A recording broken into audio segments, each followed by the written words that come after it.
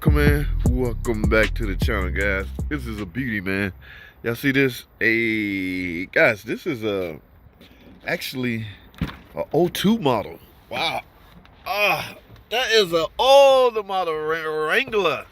And look at that, guys. A stick equipped with obviously a 4-wheel drive. Now, JT, stop talking so much. Why is this in? All right. I'm gonna show you. I can show you better than I can tell you. Checking your light. Now, because this is an '02 model, guys, I would need a special scan tool, right? This new age scan tool, unable to. This bus network back in '02 was a lot.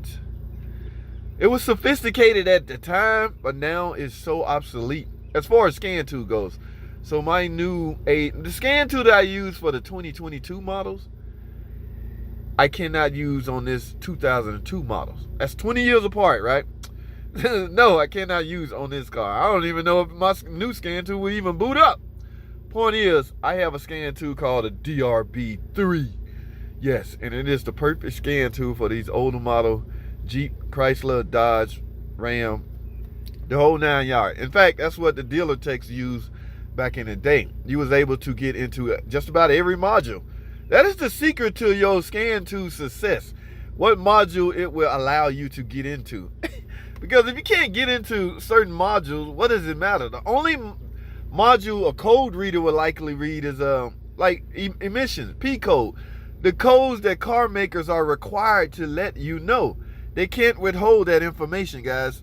In some cases, you know, the industry came down on these car makers. Look, y'all gotta make that accessible. P codes are for basically emissions, and everybody need to know this information.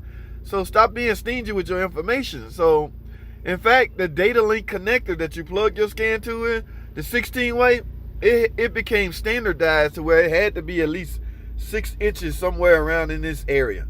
It had to be in one central location. Before, GM had their connections in here, Nissan here, Chrysler here.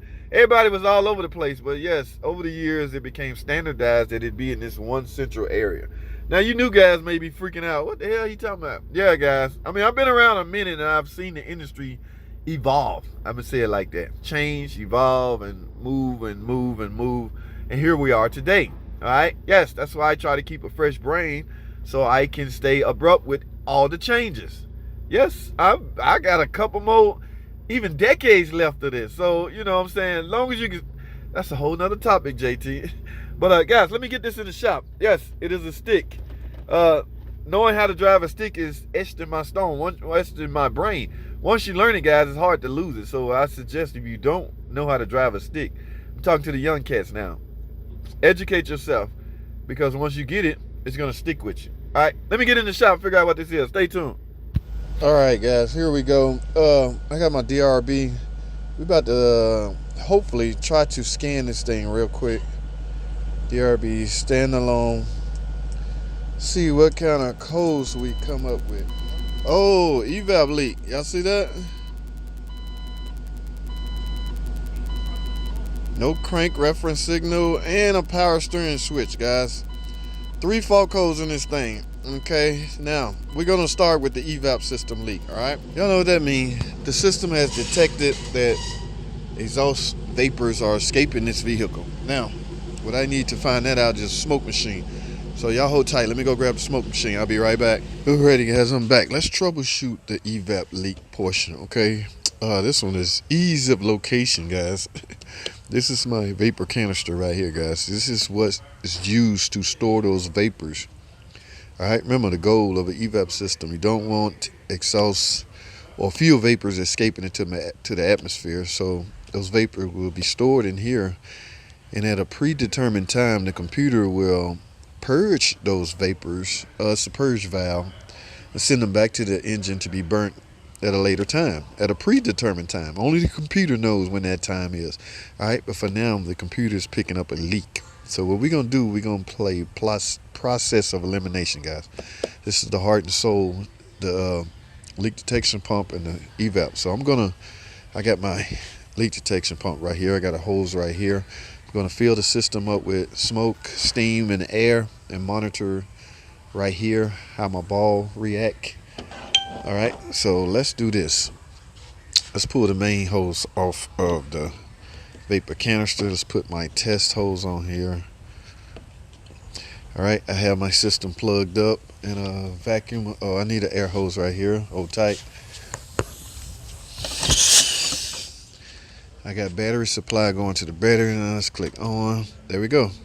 So right now it's filling the system up. It is trying to determine if there's an EVAP leak.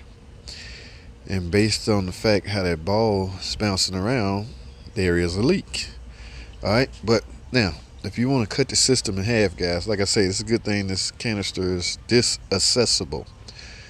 Notice what I'm doing. I'm going in right here. I'm filling this up. Whatever these two lines going to, it's also being tested for leaks. All right, so if I had to guess, I would say this big line going to maybe the purge valve. Let's trace it. Yes, it's essentially going to the purge, and the other hose is going to the rear. What's in the rear? The fuel tank, the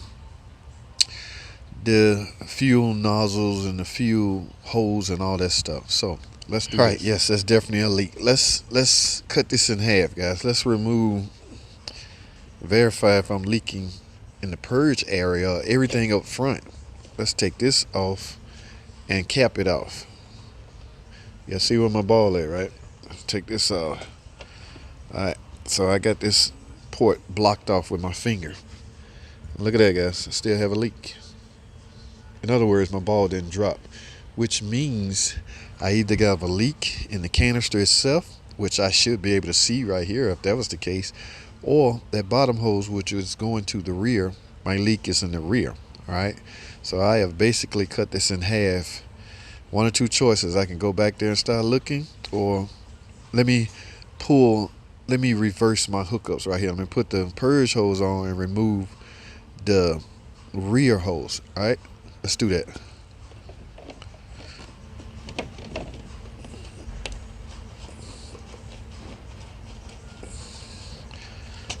All right, rear hose off. You'll see my ball way up there. All right, let's cap the rear hose off with my finger. Whoa, did y'all see that? Let me make sure y'all can see both. That ball is, all right, let me take my hand off. See my ball at the top? Now, I want y'all to see both so y'all don't think it's no computer trickery going on here. All right, so I'm gonna clamp it off. Look at my finger and the ball. Y'all ready? Here we go. Closing it off. Look at that ball drop. All right, y'all saw that ball drop. Okay, guys, so what that tells me is my leak is in the rear. I'm gonna take it off, see the ball go up, hold it down, see the ball drop. Off, on, off, on. All right, we know where the leak is. So let me let this car in the air, and we're gonna track that down, guys. Stay tuned. All right, guys, so now y'all remember up top, that black hose right there. All right, that's going to the back. So during my process of elimination, I found the source of my leak was obviously from the rear. So that line coming from the canister goes through this metal tubing liner. It's still rubber right here, but eventually right here, it would turn into metal tubing. It goes all the way, all the way to the tank. So if you don't visibly see any smoke through this line, in fact, I can take the line off right here and clamp it off, and my ball should drop. Okay, so the leak is in the tank / fuel neck area. All right, so it's still pumped up with smoke. So what you do is look around. Uh-oh, I see smoke. Uh-oh. Damn it. Guys. This is going to be easier than I thought. I actually thought with this being a Wrangler. Oh my goodness. All right, let me let this car down and see what that's all about. Let me take a look at that gas cap. As you can see, I'm getting smoke from the gas cap. Hold tight, guys. All right, I got the Jeep down. Let's take a look at this gas cap.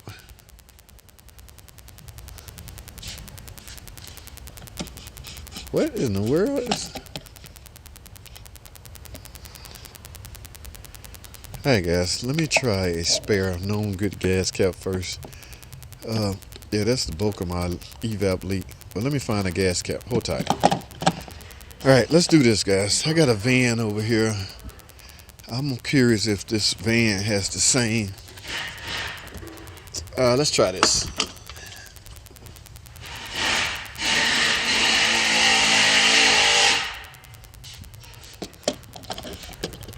We're just testing.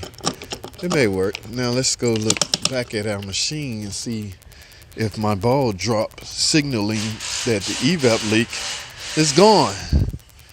All right, let's turn that back on. There you go, guys. Look at my ball trying to drop. If it dropped to the bottom, guys, that is my source of my leak. Wow. People are still using cheap garbage. I never got this low, so it's likely trying to fill the system up and likely will head to the bottom. Like I told y'all before, man, those aftermarket fuel caps, for some reason, not compatible with, I don't know what FCA got going on with their fuel cap, but they just really, FCA product really wants you to use OEM FCA fuel caps. And guys, there's a price difference. Okay, the cheapos at AutoZone like $7. OEM, high quality, maybe $20. Is it worth it? I'd say so, guys. I mean, your check engine light gonna go off, and plus, you're not contributing to. Look at that. You're not contributing to ruining the ozone by letting exhaust vapors or fuel vapors reach the atmosphere. That's the whole point of the evaporative system in the first place. They do not want fuel vapors. Look at that, guys.